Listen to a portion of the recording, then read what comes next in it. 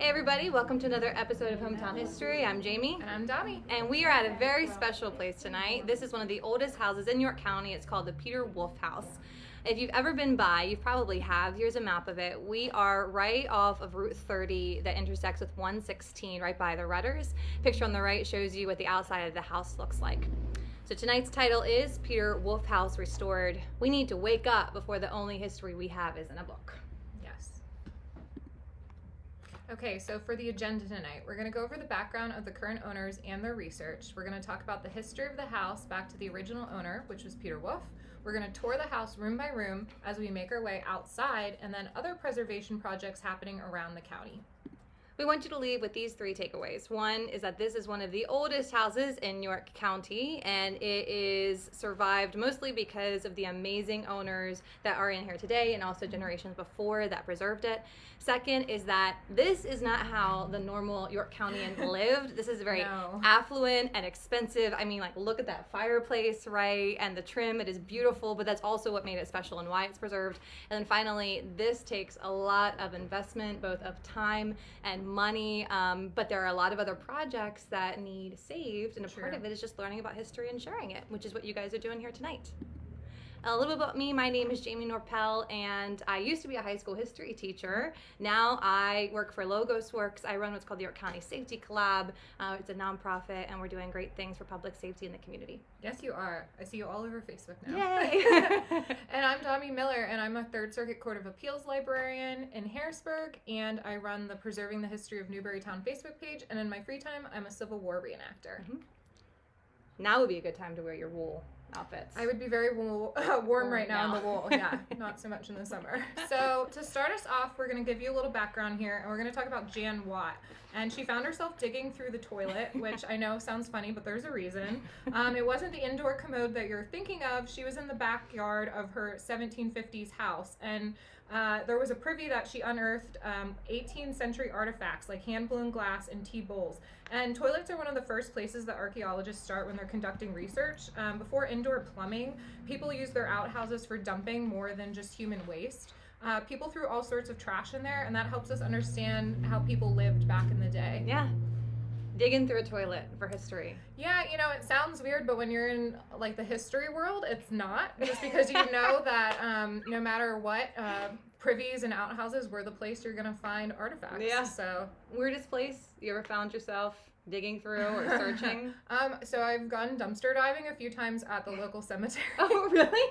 So when they throw away the displays that they put on top of headstones and stuff, sometimes they throw them away and they're in, like, perfect condition, and you can either reuse them or, like, I bought a really beautiful wooden cross with flowers for my grandfather's grave, and they threw it away, and I wanted to get it because it cost a lot of money. So I'm picturing you, like, head first, like, feet sticking up, like, That's I'm exactly, getting this. It kind of looked like a keg stand. Yeah. Mom was, like, holding onto my feet as I'm, like, in the dumpster. But... Oh. One of my weirdest places was at Rab Park. Okay. They have a cave there. Ooh. And I found myself, like, descending into the cave thinking, like, what am I doing? Like, I always text my mom before I go explore new places. That's very smart. I'm like, this is where I'm going to be, just in case. Local historian lost in cave. Right. Now, today, the Peter Wolf House is owned by Jan Watt and her husband, Steve March. And this house has 14 rooms, 8 corner fireplaces, like the one that you see behind us, hand-carved mantels and beautiful staircases, elaborate wainscoting, and the original framing, so it's very special. It was clearly built to impress, Jan says. It really impresses us. I mean, that's why we're here tonight. It's pretty dang cool. Very cool. And this house is 3,560 square feet that have been beautifully preserved. To put it in perspective, that is 3 times the size of my house. Just a little bit bigger. 3 times the size. So at this point, you're probably wondering, so who was Peter Wolf? Why did he have this amazing house? So Peter Wolf must have been extremely ambitious for his time, because when he died, he owned over 1,000 acres of land, and some of that went to building a church. And he, along with Jacob Ziegler, were charter members of Wolf's Church, Which is pictured right there. One of the first Lutheran congregations in York County. And today it's called the Wolf's Covenant Church. Yeah. He used his business acumen to build one of York County's most beautiful homes, but he was also a man of honor. So when the Revolutionary War broke out, he went and served along with his son. Then when he came back, he was also a constable. So it must be in their blood because generations of the service mentality has continued. And today we had Pennsylvania's Governor Tom Wolfe. It's actually one of his descendants. Just pretty cool. Very cool family tree. Yeah, right? So when Peter was looking for a site to build his house back in 1756, he likely chose this acreage, which was largely in the wilderness because of the proximity to transportation routes. So a 1770 map shows the Great Wagon Road, and it passed right by. But unlike the crazy high traffic patterns from Route 30 going on to Rutters and warehouses, this was a pre-Revolutionary War time. And these were pioneers making their way to Hanover, Frederick, and then Shenandoah Valley on wagons and horses. And you can't really hear it right now, but we can hear the cars on Route 30. Yeah, a lot of it's traffic. Like 6 feet away from the road. Peter Wolfe owned and operated a tavern and an inn that was right across the street from where we are now. And this kind of shows you where the tavern was. It was called the 5 Mile Tavern. We're in the northern section of Route 30 there, and then you can see it was to the bottom right. Any guesses why it was called the 5 Mile House? Answer is, it was a reference point. So people would say, oh, it's 5 miles from York. It's the 5 Mile House, and that's where it got its name. Makes sense. Yeah.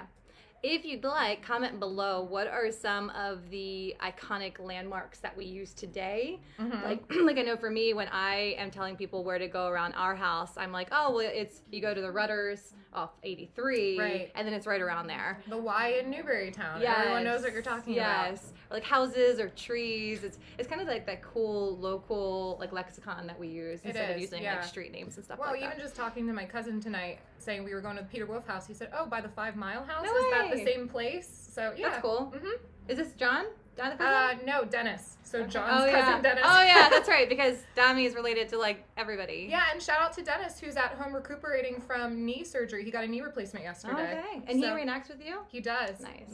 Yep, and he's watching tonight, I made sure. Oh, yay. No better way to recoup from knee surgery than watching Hometown History. Do you know who needed to recoup?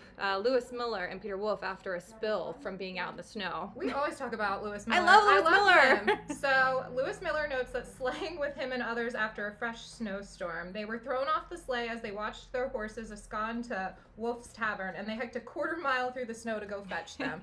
Now this picture on the right, that is not of Peter Wolfe. This is another Lewis Miller painting of him being thrown from a sleigh. So the dude must have had just a bad track record of, you know, not being able to control horses, I guess. But no judgment. I've never tried to control horses through a sleigh, so that works. No, I think they were, I don't know, it was dangerous, but it had to be fun. It had to be fun. I mean, I have fun in the snow. Yeah. Did you go out in the snow the past couple days? I did, yeah. I took Peanut, my dog, out. It was cold. Yeah. But I had fun. Peanut had a little jacket on to keep him warm. Yeah, he's so cute. He's a little Pomeranian, for those of you that don't know. I wish we had like a picture that we could like add of like Dami. I know. Maybe in the YouTube video I'll add like a little snapshot in our Instagram handle. I took Otto out in the snow. He's my 10-month-old, and his snow jacket is for more of like an 18-month-old. And so the little dude was like in A Christmas Story with his little arms. Mom, just, Sally can't get up. Like he didn't know what to do. He was just like, what is this? What is this stuff that I'm in? Otto. Yeah. They don't know what to do when they're that little. They're just like, it's cold and it's wet. Why am I out here? Yeah. Maybe next year will be more fun. We can go sled. I mean, first snow in 2 years, so. That's true. Yep, appreciate it. Now, fortunately, Peter Wolfe is going to pass away. Yeah, so unfortunately, Peter died in 1796 of the dropsy, which is when watery fluid builds up in the tissues or in the body cavity, and it's synonymous with heart failure. And despite all of his accomplishments, his tombstone in German translates to his illness was dropsy, which he was drained 4 times of 22.5 gallons of water. So that's a really interesting thing to put on your tombstone. Can you imagine, like, you're a stone chiseler, and you're like, you know what this guy needs to be remembered for? Not the church, I'm picturing not the house. Someone really famous, like, I don't know, like Bill Gates or something. Right. And like, all of the accomplishments, and it's just like he died of dropsy. Yes, he had too much fluid in his body. That's a different time. Little bit of a shame. Yeah, he should have been remembered for, really interesting things. Yeah. So we don't want to remember Peter Wolfe just for the way he died. We want to remember his beautiful home. So let's get into the house, because the most beautiful parts of the house are actually not seen from the road. They're seen from the inside. So first, this is a Georgian-style house, and they date it most closely to 1756. So this is older than our country. yeah. Like older than our country. Which is super cool. Right?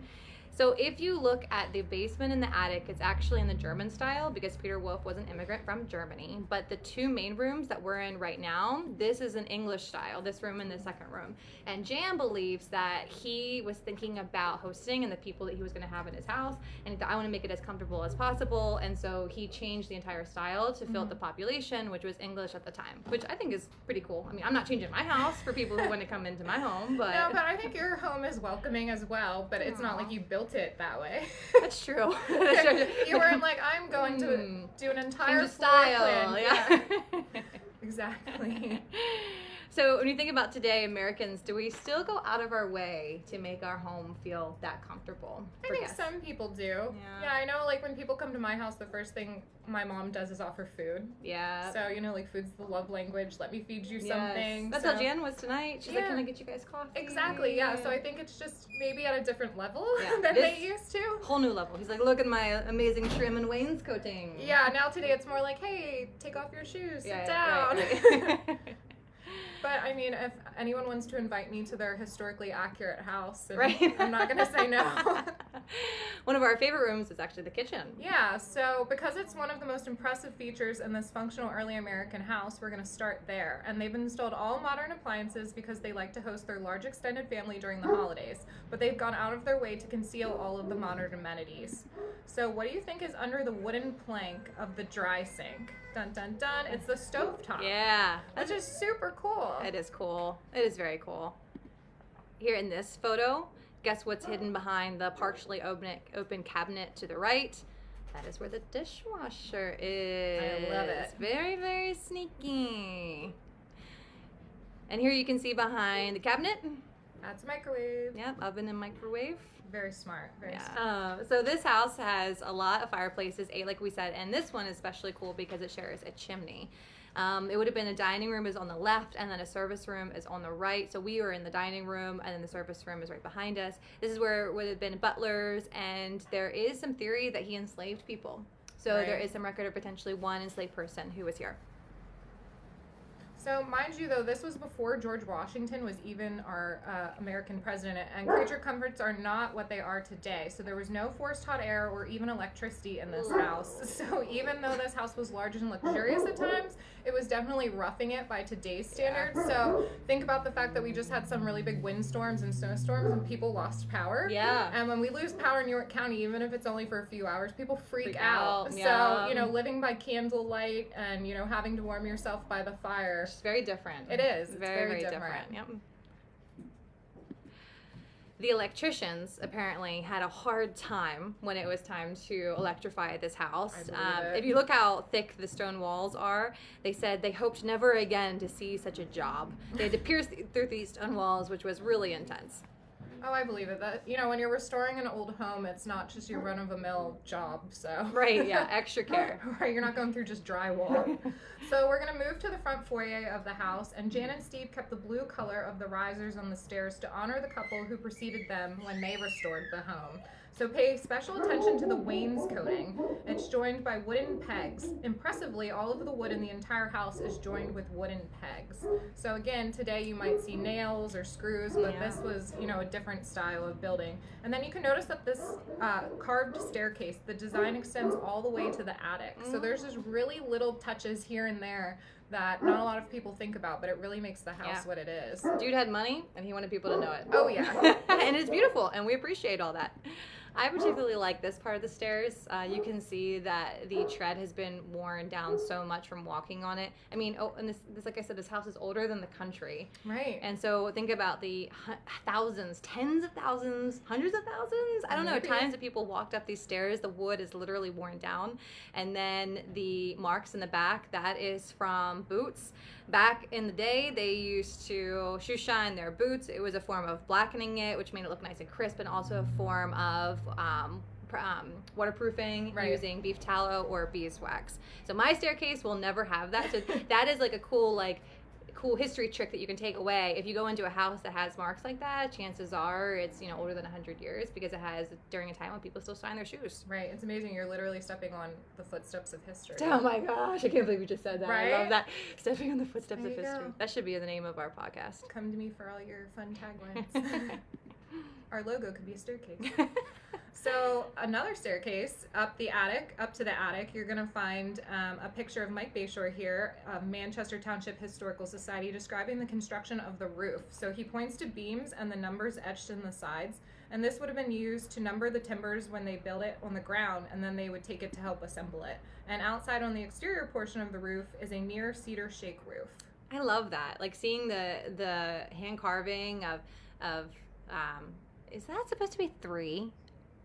Which 1V. They just should have done the 3. I just noticed that. We should have asked Jan. Yeah, I'm not sure about that. Because VI is 6, but I've never seen 1V in front of it. Well, anyway, they use this as a puzzle piece to assemble the beams on the ground, like Dami said. And there's other places around York County that you can see these, specifically Plow Tavern. Mm-hmm. If you look outside of Plow Tavern, they also have these. What a hard job keeping it all straight, though. Ooh, just because you number it, I would still mess it up. It's like IKEA furniture. And Jan taught me about why they used square pegs and round holes. Mm-hmm. Usually people use that, and you can see a picture of it there in the center there. Usually people use that as a way of saying things aren't supposed to go together. Right. You're force fitting something.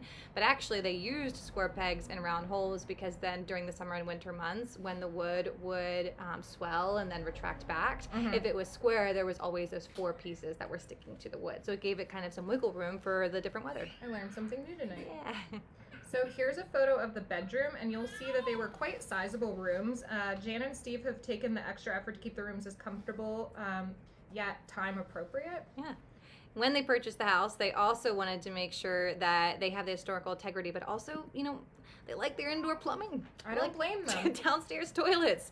So they compromised. They altered the oldest room to accommodate this functional bathroom. And they designed it to look like an outhouse to match this kind of like primitive style of the room. And they even added wear marks to the wooden toilet seat to make it look time worn, which was really cool. And if you look too, there's still a lot of the original plaster. That's very cool. Mm-hmm. Okay, so now we're going to go outside, but you guys get to stay warm because you're inside watching on a live stream. So moving to the outside, a front porch was enclosed in the 1980s, and this is what you probably noticed when you passed by on Route 30.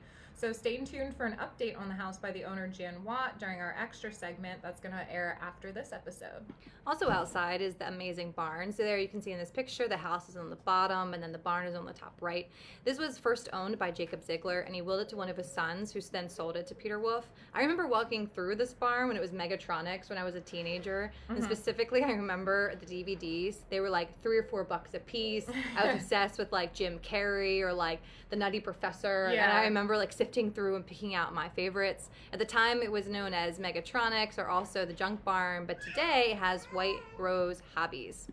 This would have been the place where Peter Wolf and his family housed grain and straw and hay. Not anymore. Now it's a place for you to go buy cool stuff that you can work on. Now, originally, Jan believes that the house burnt down in the 1800s, and then a Victorian-style wood plank barn replaced it. Really cool racetracks out front, too. Yeah, that's cool. Yeah. Covered in snow right now. Yeah. So their 1.1 acres are filled with old buildings and a garden. So stone steps are part of the original location, but surrounding their oasis is the hustle and bustle of traffic. And it's hard to believe that Peter Wolf and his family and visitors saw farmland when they were living here, because Jan and Steve see nothing but pavement, Rutters, and the patrons of White Rose Hobbies. With that said, the Wolfs would also have heard the creaks of wagons and animal sounds of livestock, another hustling center. Yeah. Just a little different. Yeah. But now we've talked specifically about